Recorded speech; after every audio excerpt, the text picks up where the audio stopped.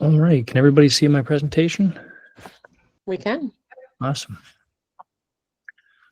So we're going to talk a little bit about cybersecurity today. We all get those emails and we're not sure if we should click on those links when you see them. So we're going to talk just a little bit about another overview of how to stay safe when interacting with people online.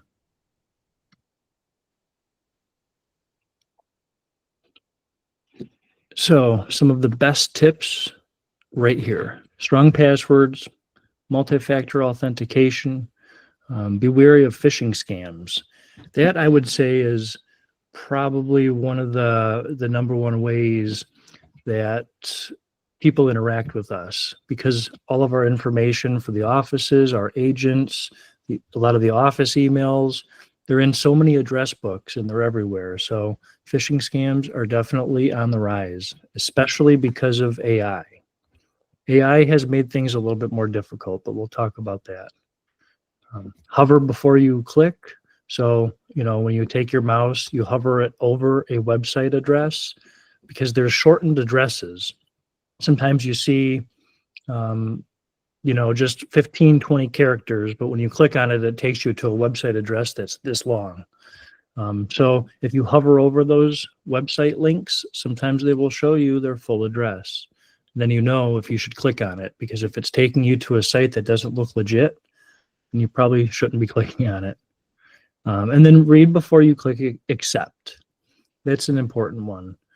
So when a pop-up appears on your computer screen, a lot of times people just instantly go to, I'll accept that.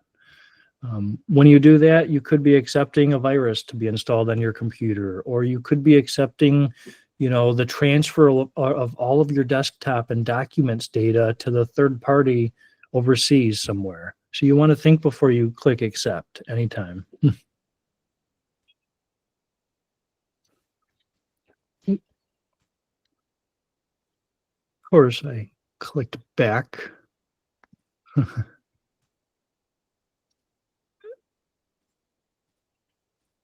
There we go. Use strong passwords. You guys use the password manager that's built into Google Chrome? It's an open question. Feel free to raise your hand. I kind of want to get some feedback on there. Anybody else use the password manager? There we go. That's some more people. So Google Chrome has a password manager built into it. You don't have to, there are third-party ones, 1Password, LastPass, among many others. You don't have to necessarily use those. You can use the one that's built into Chrome. The reason I suggest that is because going forward, not only should you not be reusing passwords, but they should be at least 10, 15 characters long. Consider using a passphrase. Your password doesn't necessarily have to be, your cat's name, so Bubbles123. You wouldn't want to use that for every website. You'd want to switch it up and use a different website or a different password for each site. The best way to do that is just to remember your Google Chrome password. If you do that, you can access your passwords through the password manager in Google Chrome. And I'd like to say that I do that all the time. And if you're using Google Chrome on your mobile device, you also will have your passwords there. So if you're not at your laptop and you're using that, super user-friendly. Even on your mobile, you can get to your passwords. So it's a great setup. It definitely is. And that's one good thing that, Google provides us, is the ability to sync those passwords across many platforms. So if you log into your Google Chrome browser on the new company iPads, you'll still have all your passwords synced between the iPad and your computer, as long as you're synced in with this little profile icon up here. Usually it says work, but this is the one that controls your passwords, the one that's in line with this URL bar. Can you guys not see that? I'm not sharing my screen. Okay, that's fine. The presentation. Yep, that's fine. So, but yeah, the password manager and Google Chrome, start using that if you're not. If you have questions, reach out. We can have a separate training on just how to use that and how to interact with that. So just provide some feedback. Two-factor authentication. Everybody loves having to grab their phone every time you got to log into a website and put that 6-digit code. That's kind of the new norm, though. So there's two-factor authentication, and then the next level up, which would be passkeys. If you guys haven't used passkeys yet, basically it stores a private key on your device and it sends a public key to the website. So if I'm trying to log into Facebook, or even Google offers passkeys, if I'm trying to log into that website, I'll input my email address, and then it will remember that I have a passkey set up, and then it will request for me to use that passkey. I can hit continue, and it will pull that credential that's been stored on that device. So passkeys are device specific, which means if you're using your laptop to log into Facebook and a passkey is stored on your laptop, you can't then use that passkey on your phone or another device. That you would have to create a separate passkey for each device. But that kind of eliminates the need for getting those two-factor authentication codes sent to your mobile or email. When you use passkeys, it basically sends that encrypted password to that website and saying, yes, I know who this person is. They've been verified. This information was saved and it was authenticated either with a passcode on your Windows device, or if you're on a Mac, it can use your face or your fingerprint identity to input that passkey for you. I know Microsoft just recently went to passkeys for any new accounts. They've kind of eliminated passwords here. They're slowly getting rid of all that, and pretty soon passkeys is going to be the new norm, I think. I myself wish everything was bio, because I don't need to remember anything. I just need to have my eyeballs or my fingers. So I love all the passkeys. I highly recommend them. Yep. But just remember, everyone, they're device specific. So when you set up that passkey on your home computer or your work computer, it's not going to work on the other one unless you register it.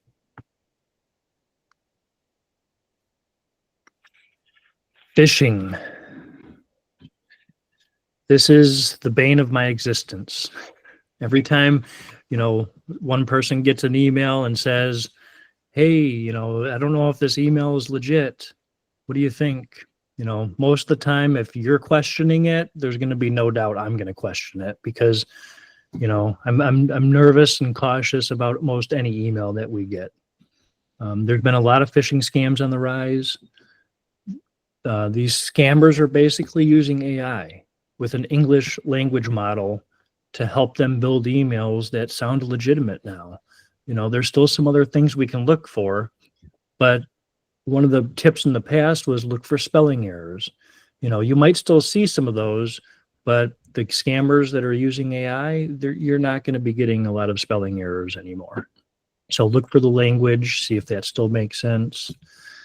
A sense of urgency or threats. This is, I'd say, the number one thing that we get here is them trying to send emails to our accounting team, our HR team, or just regular ASCs. And typically, they're trying to let you know, hey, this is urgent. You need to respond immediately. Your account's past due, or anything with urgency. Typically, most businesses will give you time to address something. They don't say, hurry up, this needs to be done in the next 24 hours, otherwise your account will be deleted. That's typically a scam. Suspicious senders addresses. Always look for the email address and not the name of the email. So for the example in here is support@apple2-services.com or apple.helpdesk7@gmail.com. Apple will never email you from a gmail.com account. It will come from apple.com or the business name. So if you're dealing with Home Depot, it's not going to come from Gmail or Yahoo. It's going to come from homedepot.com. Keep an eye out for generic salutations, dear customer. Typically, especially if it's somebody requesting that we are late on a bill, or that you owe money, or that you need to take account action, they will generally have your first name or the name that was registered on the account. Don't just trust it when it says dear customer or hello person. Look for that branded salutation. And then unexpected attachments or links. That's a big thing. And then my whole saying is think before you click. Don't click on things until you're sure you know what you're clicking on. A lot of times people will send attachments, and out of curiosity, you're not sure if that email is real, so you're going to click on that link. But what you don't see is after you click on that link, it might show you a picture of a dog playing in a field with a balloon, or it might show you a fake receipt. But behind the back end, when you clicked on that link, it now logged your IP address from the computer and the office's IP address. It sent it back overseas to allow someone to know exactly how to find your computer on the network and through the whole World Wide Web, basically. It's giving out your WAN address, your public IP address. It might even install malware or install cookies on your browser that will allow it to sniff passwords or credit card information from websites you visited or will be visiting. So it's important to clear cache and cookies in your browser periodically. I know some people probably haven't done that in a year or two. So maybe give that a shot here in the next few days. When you get a chance, when you're all set on a Thursday, Friday, go into Chrome, click the 3 dots in the top right, go to History, and then on the left-hand side, delete browsing data. That'll wipe all your caches, your cookies, all your or not your saved credentials, but the saved logins. As long as you don't check the delete my passwords option, it won't delete any of your passwords. And by default, that is off. So here's some examples of different emails that have come into the company. And this top one here was just recent as of yesterday. So, of course, there we go. Look at this example right here. This is wrong in so many ways. It's from jardinpassion.net about an invoice or something. When I Googled that company, I said, who is jardinpassion.net? And it said it's I think it was some training place that does some type of business training overseas in the UK. Somebody that we wouldn't be doing business with. And on top of that, the to, so who this email was directed to, was them. It wasn't the person who actually received this email. Scammers have found a way to intercept. Basically, they take an email that was legitimate, they break it down, edit the header on where that email needs to go, and basically tricks the internet into thinking that it actually needs to go to you. It's actually going to send it to you. It's very confusing. So it sent it to you, but they basically make the address name the address of the from, and when doing so, it will bypass some security checks in the back end, and that's why you're getting that email in your email system. I can tell you this one was sent to close to 70 people in the company yesterday. So they can find information out via, if they hack or get into someone's email account, they can pull your address book, and they can use that email address book to send out scam messages to the rest of the company.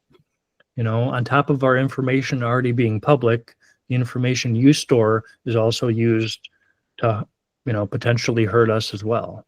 So be cautious before you click on anything. So think before you click. Hey, Paul. Yeah. Good job. What happens if they do click? What should they do? So if you do click, you should let Kelly, Carrie, myself, Jessica know that you clicked on something, and then we can assist you in walking through clearing your browsing history, making sure your browser's up to date, and mainly just letting us know, hey, I clicked on this link. It may not be legitimate. So Correct. It's just letting us know so we can investigate it. And don't be embarrassed. We've all done it. And if we haven't, we're going to. So don't be embarrassed. Reach out. We're not mad. We're just going to help you get it cleared up so that hopefully will get them out of your system before they then send more malicious emails to your contact list. So call right away. Email us, like Paul said, Paul, Kelly, Jessica, myself. We can all help with that, but we definitely need to know. And if you're not sure, if you're like, hey, I clicked it and I still can't tell, it's better that we log you out, clear your cache, and just make sure that we're staying secure. Yeah. I know I've sent links before. Oh, Have, so we're all guilty. Dawn, I see your hand still up. I don't know if you have a question or if it was just from the poll we took. No, I do have a question. Okay. Paul, a while ago, I had somebody that got into my email, and it was even on my phone, anything. So when I was going in to change my passwords and they were sending me that two-step verification, whoever got into my stuff was able to get the new passcode that they had sent to my phone. So I just wanted to see if you had some advice on that. And it's specifically when you were talking about that key pass, where it can bypass that two-step authentication or I can't even say the word. Authentication, yep. Thank you. Yeah, some advice on that. And have you ever heard of that?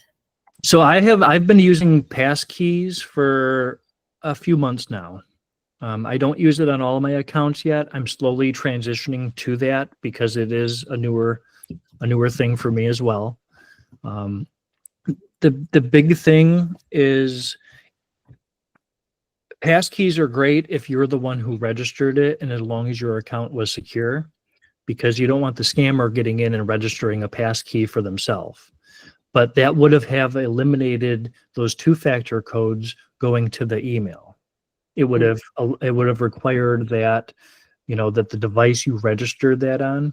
So it's always best to do it on a fresh account. As soon as you get your account set up with a passkey, that way, if somebody goes to register another passkey, it might require the use of the other previously pre-recorded passkey.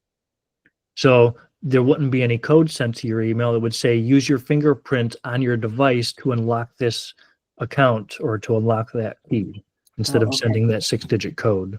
And the best thing to do if that does happen and somebody gets into your account, for work accounts, you call me, call Carrie, call one of us directly. We can shut them out of your account, change your passcode for you, and sign out of all devices. Like it's three or four clicks for us. It's super simple and easy. So for personal accounts, the best thing to do is, have those two-factor codes set up. Even be cautious with recovery information now. That's a biggie. There has been so many data breaches. I can't keep track anymore. There's been hundreds of millions of passwords leaked over the last couple of years. And on top of the passwords being leaked, they've also leaked a lot of other personal information. Who's your mother's maiden name? I mean, that's been used for, as far as I can see back on the internet. Well, all these places that have been breached, everyone has your mother's maiden name right now. So, be cautious on that information. Maybe throw numbers after you have to answer it with, my mom's name is Sue. So put Sue and put a number after it. That way, you know that it's newer, or put the year that it was created. So recovery information, maybe tweak that a little bit. And, you may have to reach out. If your account's been fully compromised, you may have to contact that company so they can shut it off on their end, just like we're able to for our company accounts. Risa? Yes. So if we have this happen to one of our agents when they're sitting here in the office, do you help agents, or do we have to direct them to some outside IT firm? So that's kind of a double-sided sword there. So we try to protect the agents the best we can. If they're in our offices interacting with our systems, we're going to try to provide them the best tips possible. So we can't get into their computer and go too crazy with it, because then we risk damaging potentially their data, or we would be taking responsibility for them clicking on that link. So we have to be careful. The best thing to do would be to do the same things we would do on our computers. Make sure you have antivirus, run a scan, make sure the computers are up to date, make sure your browser's up to date, clear your browsing history and data, and then just, running that antivirus scan, sometimes even restarting the computer depending on what they clicked on and what it interacted with. Yes. But the best thing is clearing your cache and history, running an antivirus scan, and then depending on the severity, they might want to get it checked out. I always tell agents when they do call me for situations like this, I said I can provide a top level of support for you, but the nitty gritty, depending on the severity, you might have to take it in because someone might have to erase your computer.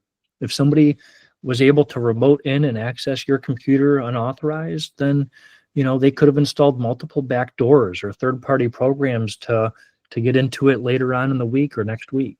So they might want to have it wiped or get a fresh computer at this point, since there's been so many breaches, and with the Windows 10 going away, a lot of agents' computers are older. So this is kind of what opens me up to recommending them to, hey, maybe it's time to upgrade since this recent breach, start fresh, be ready to go. So, okay. Thank you. Yeah. Michelle?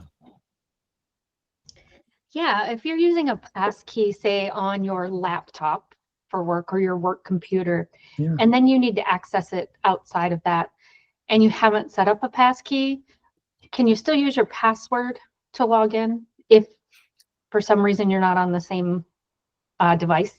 So it depends. So if you have passkey set up, a lot of times there still is a secondary recovery method that they can either send an email to, or you could still have multi-factor authentication set up on the account to get in.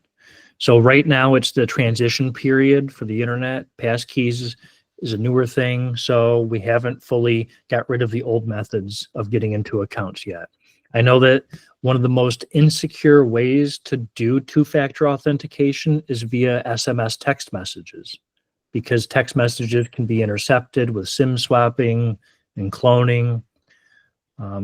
Phishing, there's a lot of different things where people can get a hold of your text messages per se. And depending on if you have it linked to your computer, they'd be able to see those as well. So text messages are the most insecure way, but it's still allowed on most sites. Two-factor authentication apps are a lot better than text messages, because those two-factor apps such as Google Authenticator, Authy, AUTHY, there's a Microsoft Authenticator. Those all store your encrypted two-factor codes. Basically, they're encrypted in a container secured with a different account that has another master password. So they still allow some of those older methods. But for now, at least when operating with our accounts, try to set up passkeys when you can, and, be safe. Yeah, for example, Michelle, I have a passkey on my Facebook on my laptop, but on my phone, if I need to get in, it does allow me to use my Google Authenticator code. And you would be able to register your secondary device as a passkey device too. So. Correct. Yep. I think we had a chat. Desiree asked, so email too for two-factor auth? Email too. Are we able to use email for two-factor auth? Some sites allow you to. Once again, it comes to, if somebody breaches your email account, then they would have access to your two-factor codes anywhere and your forgot password reset links. So basically your entire life, if somebody can get into your email account, that's why email, your phone carrier, your banks, none of those passwords should ever overlap. There should always be separate. I mean, every password should be separate. AT&T just had a data breach again. It's been all over the news. So the first time it happened, so much information was really leaked. Second time it happened, they leaked more information. So all the information, I mean, if you've ever had an AT&T or a T-Mobile account, there's been a few other, a Target account, those 3 or 4 accounts alone, most of the information was made public on the dark web. So most information is out there. So be cautious, use different passwords for as many sites as you can. Use that password manager. Great. Well, Paul, we thank you. I'm thoroughly terrified. I don't know if everybody else is, but it's a little healthy fear, right? Don't click. Think before you click. Reach out if you do click. If you have any questions about any of this, or if you're having a particular issue, don't hesitate to reach out. Paul, Kelly, Jessica, myself, we're more than happy to help. We appreciate your time today. Thanks, everyone.